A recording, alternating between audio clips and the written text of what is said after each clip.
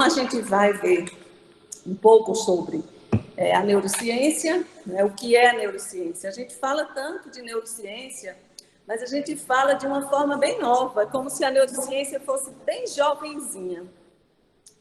E, na verdade, a neurociência, não oficialmente, mas ela já começou a surgir, né, desde a época de Freud, eu digo ainda, antes dele, não com esse nome, não é? Mas o propósito já era esse, de chegar hoje onde nós estamos.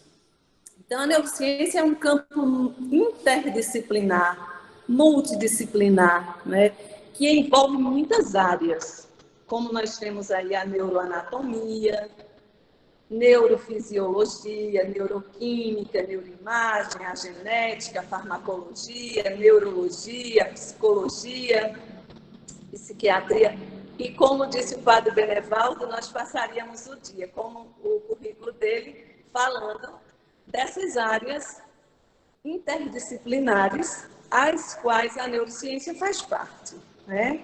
Então, a neurociência, ela estuda como o sistema nervoso se organiza a nível celular e também o que ele faz, né? Quer dizer, sua fisiologia, tanto vê forma como vê função. Os neurocientistas tentam a cada dia decifrar os comandos cerebrais e todas as funções, porque o cérebro, como nós sabemos, mesmo que a gente seja de outra área, de história, de psicologia, de pedagogia, a gente sabe que o cérebro, ele responde por todas as funções que nós realizamos, que nós executamos, tem as mensagens cerebrais, tem o trabalho do cérebro, né? E a neuropsicanálise é um movimento dentro da neurociência e da psicanálise que vem para combinar o conhecimento dessas duas áreas, dessas duas disciplinas, dessas duas ciências, para uma melhor compreensão da mente e do cérebro. Considerando, sem dúvida, né, não podemos dispensar jamais a revisão de um dos principais legados trabalhos do jovem neurologista Sigmund Freud, né? Então, os trabalhos dele, iniciais, foram como neurologista. Ele dissecava cérebros desses serizinhos, dessas estruturas marinhas, para entender o que é que acontecia, como é que essas células trabalhavam para produzir fala, para produzir movimentos, mas também para ocasionar, desenvolver muitas patologias, né? Então, era o objetivo dele. Eu digo que Freud era uma pessoa muito à frente do seu tempo. E, com certeza, se ele dispusesse na época das ferramentas tecnológicas, dos instrumentos de observações, microscópio, ressonâncias, com certeza ele tinha sido um grande neurocientista, né? Mas ele precisava ser psicanalista mesmo, para que hoje nós pudéssemos estar aqui representando de alguma forma o legado dessa pessoa extraordinária que foi na nossa história. Tudo que ele falou, tudo que Freud descobriu, nada foi em vão, né? Por mais que as pessoas o recriminassem, discriminassem ele, atirassem pedras, mas o legado dele está aí, né? Isso mostra que ele estava certo. Não foi assim, não foi tão propagado, não foi tão evidenciado, porque tudo que ele compilou, que ele escreveu, ele escrevia de acordo com o que ele pensava, né, empiricamente. Ele não tinha formas de provar isso. E a ciência, como nós sabemos, precisa de provas, né?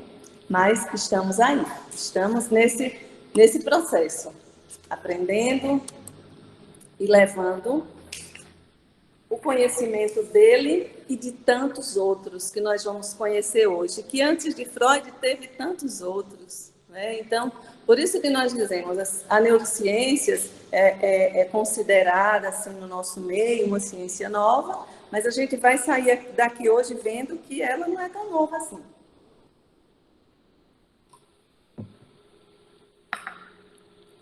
Então, as áreas, né, as áreas da neurociências, são várias. Os estudos da neurociência e da psicanálise, oficialmente, têm início lá por volta de 1960, oficialmente, porque antes disso já existiam estudos, só que não com esse nome, né? Com a criação da Sociedade de Neurociências e Psicanálise. E em 1970 foi criada no Brasil a Sociedade Brasileira de Neurociências e de Psicanálise e do Comportamento. E nós vamos falar muito o que é que estuda a neurociência. Parece até ser repetitivo, mas não, é necessário. A neurociência é exatamente o estudo dessas relações ou correlações entre essas teorias da psicanálise, que é empírica, com a neurociência, que tem toda a base científica, né? E que é provada cientificamente. Então, nós temos aí a área da neurofisiologia, né? Fisiologia, funcionamento, significa dizer que a neurofisiologia ela tem por base, por estudo, estudar as funções do sistema nervoso, de cada estrutura que compõe, que forma o sistema nervoso. A neurofisiologia também estimula, verifica as reações das células nervosas ou das áreas do cérebro, né? A neuroanatomia, anatomia é forma, né? Então, a forma do sistema nervoso, a forma dos órgãos que compõem esse sistema nervoso. Então, para isso, né, são dissecados cérebros em nível microscópico ou macroscópico para fazer esses estudos. Freud fez isso com seres marinhos, ele não tinha como fazer isso com outros seres. Os equipamentos que ele tinha na época não favoreciam para isso. A neuropsicologia, a nossa querida amiga Lourdes, né, sabe disso muito bem, afinal ela é psicóloga, poderá contribuir muito conosco nos nossos comentários. A neuropsicologia estuda a relação entre essas funções neurais, né, e psicológicas desses estruturas neurais, as funções, os trabalhos que realizam e a psicologia. E também a neuropsicologia, né, está à frente das pesquisas em relação ao comportamento, as mudanças cognitivas que acompanham as lesões que acontecem em partes específicas do cérebro. Então, ela vai identificar quando ocorre uma lesão, vai investigar. A pessoa está apresentando algum problema, então a neuropsicologia vai buscar as causas do que está acontecendo, vai identificar o que foi que lesionou naquela estrutura que provocasse aquele sintoma, aquela reação que o organismo está sentindo, está, né, apresentando.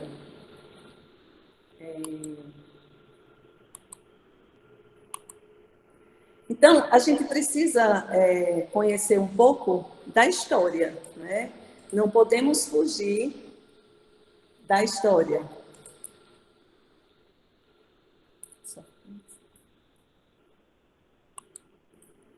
Não, tudo tem história, tudo teve um começo, né, gente? Tudo teve alguém estudando muito para que hoje nós pudéssemos estar aqui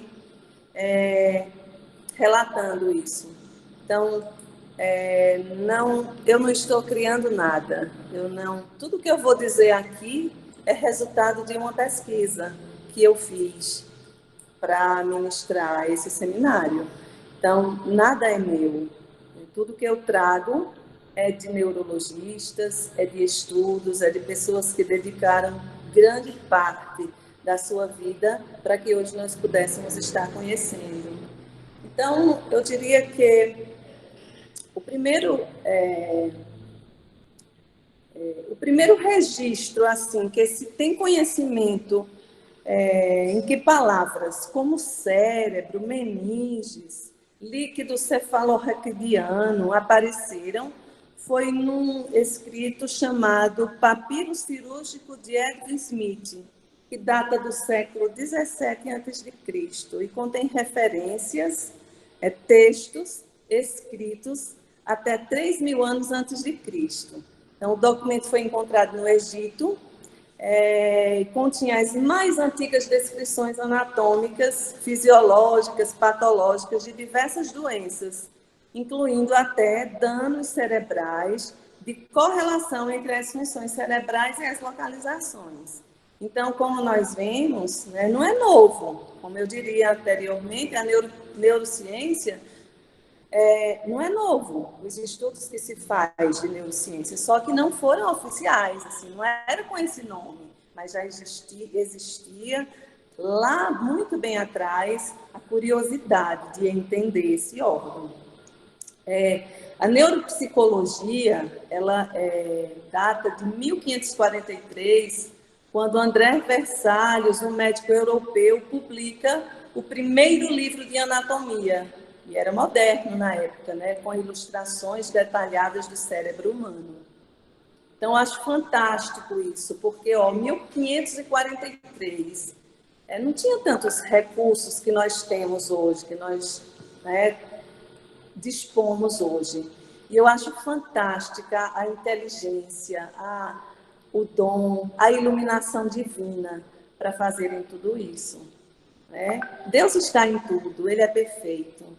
E Ele permitiu tudo isso, deu condições a essas pessoas, numa época tão remota, de tantos desafios, dificuldades, proibições, né? Que nem era assim livre como nós temos hoje para estudar. E eles conseguiram tudo isso.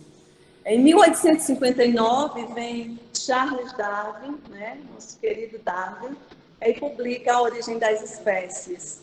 Né? Então, foi a humanidade, a comunidade científica se voltou muito para os trabalhos de Darwin.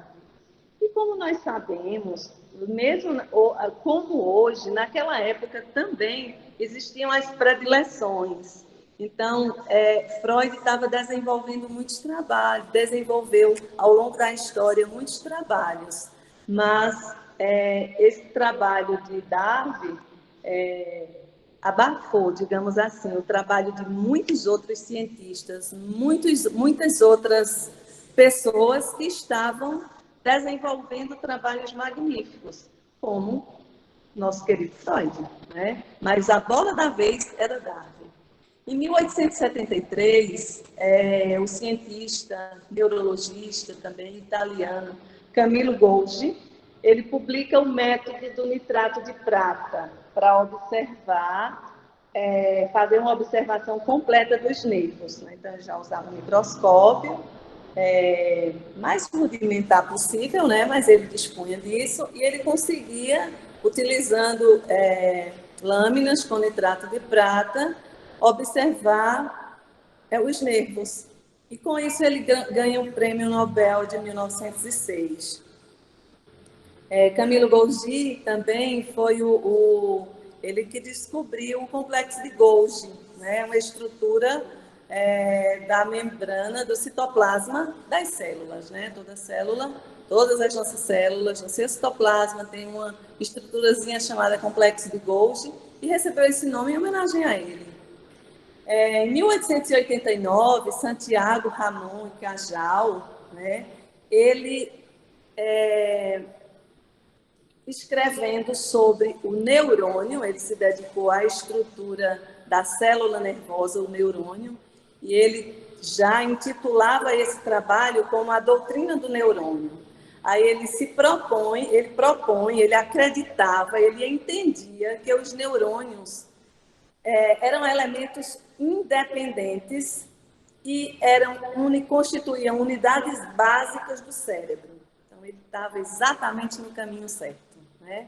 Com isso, ele divide o prêmio Nobel de 1906 com Camille Golgi.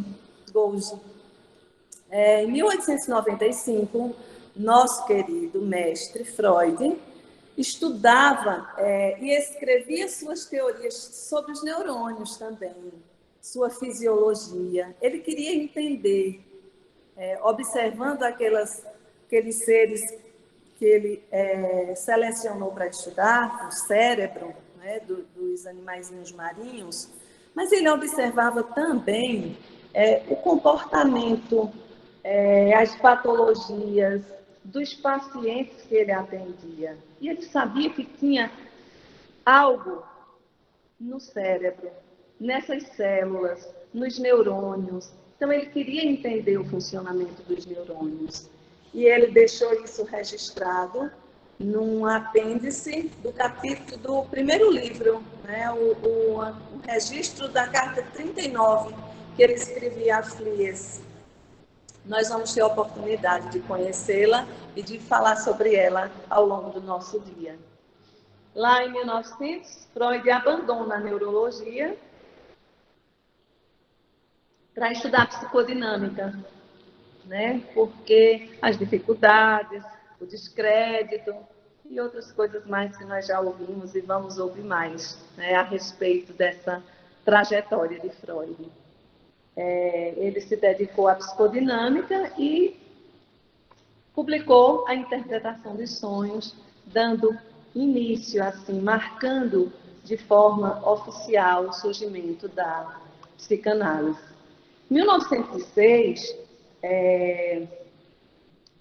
Santiago Ramon e Cajal também escreve como os neurônios se comunicam.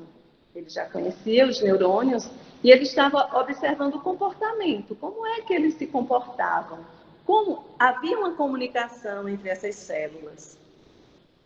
Em 1924, com os primeiros eletroencefalogramas, né, são desenvolvidos por Hans Berger, 1970 a 1980, desenvolve-se a tecnologia do escaneamento do cérebro através das tomografias computadorizadas, né? Descobriram, criaram o equipamento, né, a máquina, que dava condições de fazer um estudo preciso, uma visualização precisa do cérebro humano através da ressonância magnética e outros exames, né, sofisticados nessa área, utilizando-se dessas máquinas super potentes, né, especiais. Em 1981, Roger Sperry ganha o Prêmio Nobel pelo estudo das diferentes funções nos dois hemisférios cerebrais. Em 1992, os neurônios espelhos são descobertos por Giacomo Rizzolatti, em Parma. Neurônios espelhos, a gente vai falar um pouquinho deles também ao longo da nossa aula. Né? São neurônios que acionam outros, né? Através do campo magnético, do meu campo magnético, eu aciono o seu campo magnético. Vou dar um exemplo simples. Às vezes a gente está num ambiente e as pessoas abrem a boca e automaticamente a gente está sem vontade, mas a gente também abre a boca, não é? Então, isso são reações, são trabalhos, né, entre outras, de outros órgãos, mas especificamente dos neurônios espelhos, né, que acionam, né, eles, está acontecendo em mim, eu aciono no outro. E aí vai também com as nossas emoções, com as nossas energias que nós emitimos, né, no ambiente onde nós estamos. E em 2000 surge a neuropsicanálise. Né? Então, o surgimento da neuropsicanálise começa oficialmente aí a partir do ano 2000, quando há um congresso que marca essa data, né, do surgimento da neuropsicanálise. Então, as histórias de estudos sobre o cérebro, dos comportamentos, esteve assim desde muito, muito tempo, não é uma coisa nova, né?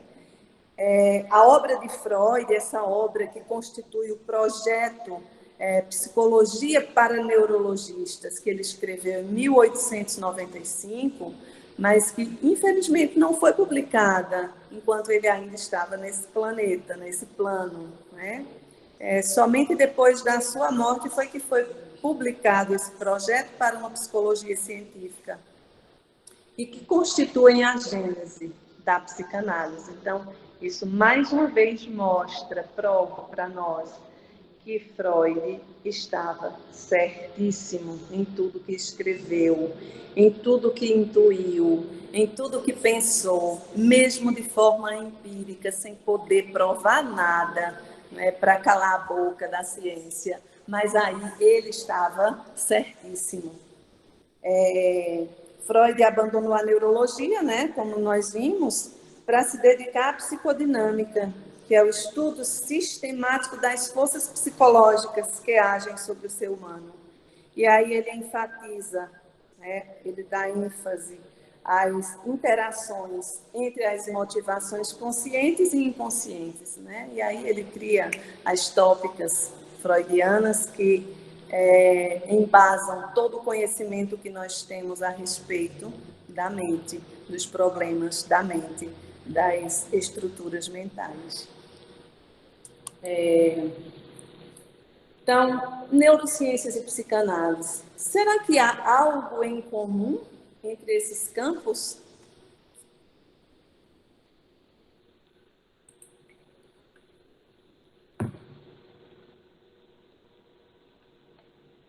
O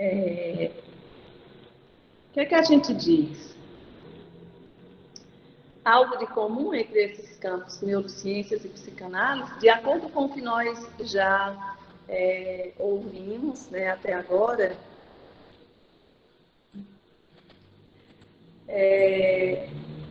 nós percebemos que tem muita coisa em comum entre neurociências e psicanálise.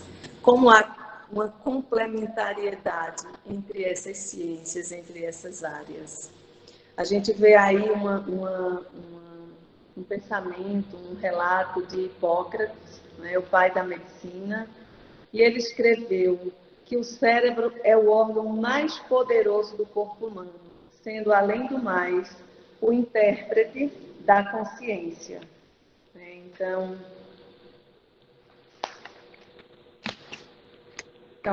Hipócrates, ele já sinalizava aí a importância do cérebro para os comandos, para tudo que nós realizamos, para tudo que nós executamos de tarefas, desde as mais simples às mais complexas.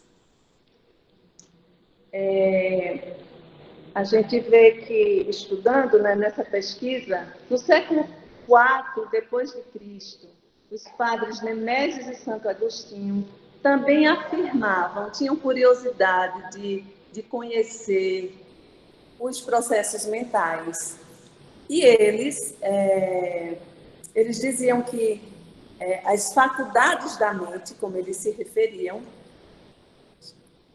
as faculdades da mente estavam localizadas em, eles chamaram de câmaras, os locais, né? Câmaras ventriculares no cérebro. E cada ventrículo, né, cada estrutura dessas, segundo o pensamento deles, era responsável por uma função. Estava relacionada a uma função. O primeiro ventrículo, eles acreditavam que era responsável pela fantasia e pela imaginação, né? Por tudo aquilo que nós fantasiávamos, construíamos nossas fantasias e nossa imaginação. O segundo ventrículo estava relacionado, responsável pela cognição e pela estimação. E o terceiro ventrículo pela memória. René Descartes também,